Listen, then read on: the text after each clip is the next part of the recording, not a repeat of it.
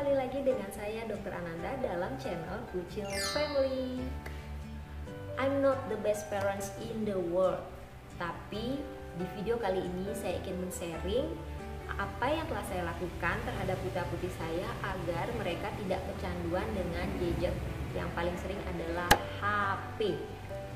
Sebelumnya saya ingin bertanya pada Bunda, apakah putra-putri Bunda sering nggak main HP sampai berjam-jam? Dan kalau giliran Bunda suruh berhenti, bisa-bisa mereka tuh malah balik ngomel duluan. Terus kalau lagi cerita sama temen-temennya atau pas kita ajak ngobrol, ngomongnya tuh tentang HP melulu, tentang permainan Mobile Legends kek, tentang Among Us kek, atau tentang kapan mah beli voucher Play Store lagi. Ya udah ngomongnya soal itu aja. Bahkan kalau misalnya kita ajak keluar, misalnya pas jalan-jalan atau pas undangan, saat ada teman sebaya mereka tuh cuek aja, tetep aja matanya tuh main HP. Ayo dek main sama teman-temannya. Enggak mah, ini aja lagi seru nih gitu. Oh my god. Semoga Bunda putra-putrinya tidak seperti itu ya.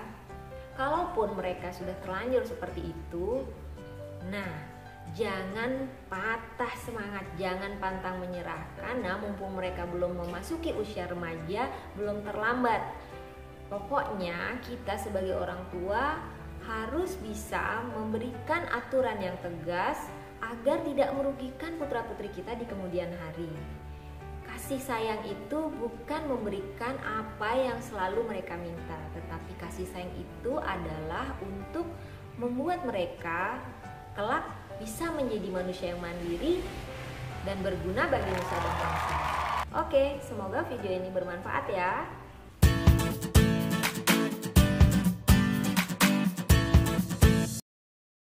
Yang pertama yaitu konsekuen.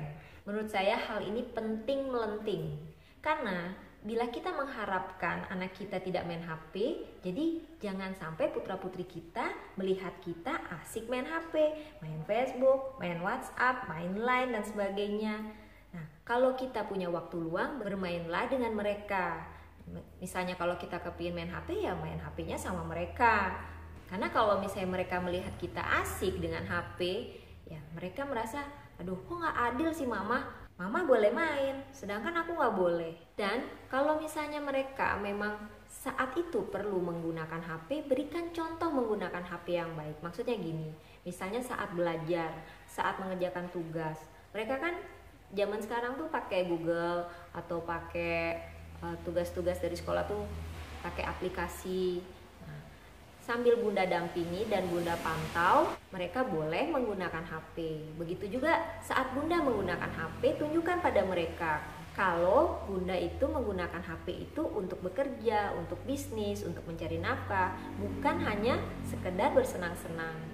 Saya pikir kalau misalnya kita bisa saling sharing dengan putra-putri kita, sama-sama saling mengerti, mereka juga akan mengerti kenapa kita nggak ngebolehin mereka main HP. Contohnya saat ini, saat saya membuat video ini, tahu nggak anak saya lagi ngapain? Itu dia. Ya. Ayo. Enak cuci mobil daripada main HP.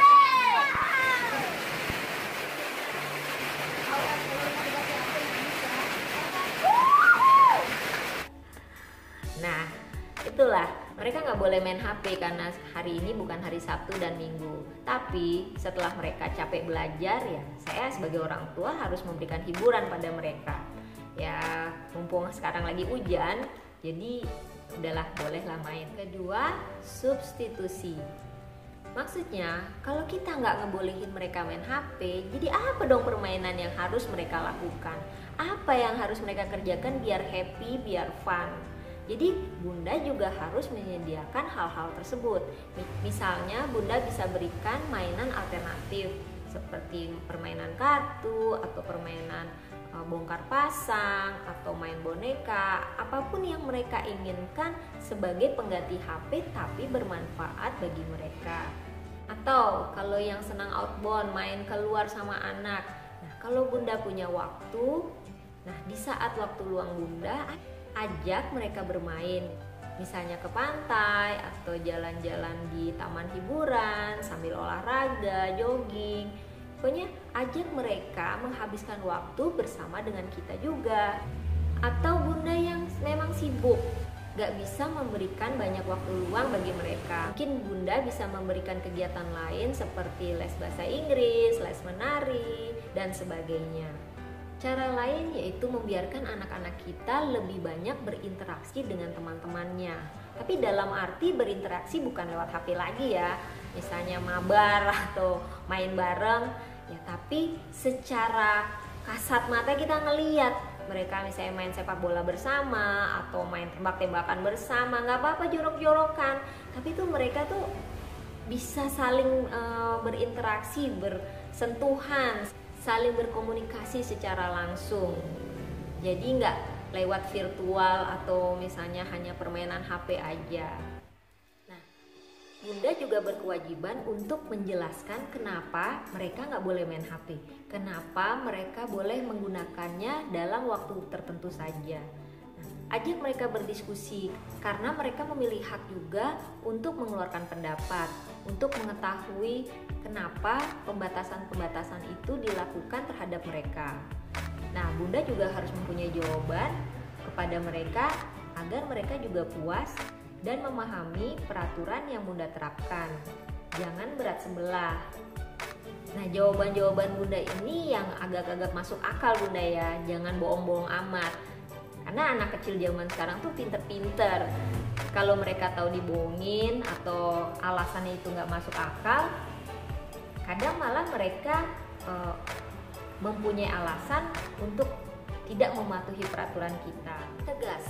Tegas itu bukan berarti tega loh bunda, tapi kita tegas itu untuk kebaikan mereka. Jadi tidak semua yang mereka minta harus kita berikan. Nah, di sini diperlukan konsisten dari sikap kita. Maksudnya kalau kita menetapkan batasan waktu pada mereka, lakukan itu terus-menerus. Jangan saat mereka merengek-rengek, ya udah kasih deh, kasihan daripada nangis. Kedua, misalnya kalau bunda menetapkan kapan mereka boleh main, maka bunda harus konsisten terhadap waktu mereka harus main. Kalau saya biasanya memberikan waktu kepada putra-putri saya hanya hari Sabtu dan Minggu untuk bermain game atau HP. Nah, ya waktunya terserah bunda. Kalau saya sekitar 5 jam. 5 jam itu terbagi-bagi, ke pagi 2 jam, siang 1 jam, dan malam 2 jam. Tapi itu terserah dari versinya bunda lagi. Nah, selain hari Sabtu dan Minggu, no HP untuk bermain.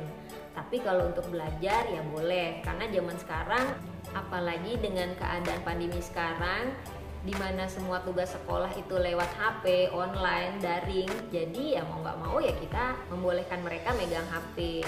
Jadi kita mendampingi dan mengawasi juga agar penggunaan HP-nya itu tidak disalahgunakan.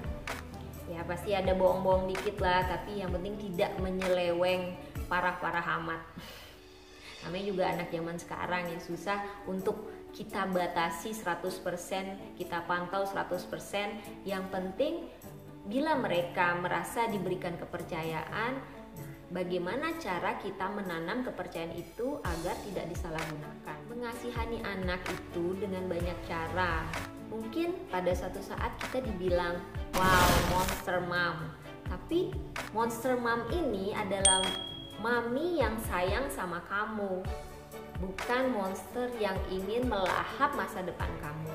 Jadi bagaimana bunda menjelaskan, menanamkan hal itu kepada putra-putri kita sehingga monster mami itu hanya untuk HP. Tapi mereka ngerti kenapa kita bisa jadi monster bila mereka melanggar peraturan yang kita berikan. Saat mereka patuh, di saat mereka mau mengikuti aturan seperti batasan waktu yang kita berikan, di mana saja boleh mereka main HP dan kapan saja mereka boleh main HP dan apa saja yang boleh mereka mainkan di HP, berikan mereka pujian agar mereka lebih semangat untuk mematuhi peraturan yang bunda berikan. Nah, kalau mereka melanggar bagaimana? Ya 1-2 kali, namanya juga anak-anak, ya berikan mereka peringatan, berikan mereka penjelasan lagi. Jangan capek lah, namanya juga orang tua mesti sabar. Tapi kalau misalnya untuk ketiga kali, bahkan lebih dari 3 kali, ya kita juga sebagai orang tua harus tegas. berikan mereka sanksi. Misalnya kalau putra saya main HP di luar hari Sabtu dan Minggu dan bukan dipakai untuk belajar, saya akan berikan sanksi bahwa hari Sabtu dan Minggu itu akan dipotong jamnya. Misalnya dia melanggar setengah jam, maka setengah jamnya itu akan dipotong pada hari Sabtu saat dia boleh main HP. Jadi mereka merasa, aduh kalau mainnya ini melanggar berarti nanti rugi dong hari Sabtu sama Minggu, jadi kurang main HP-nya. Oke, itulah video saya. Jika bermanfaat, please give me like dan berikan komen tentang pengalaman Bunda atau saran dan kritik. Dan jangan lupa subscribe serta pencet notifnya agar kita bisa ketemu lagi di video saya selanjutnya. Sampai jumpa.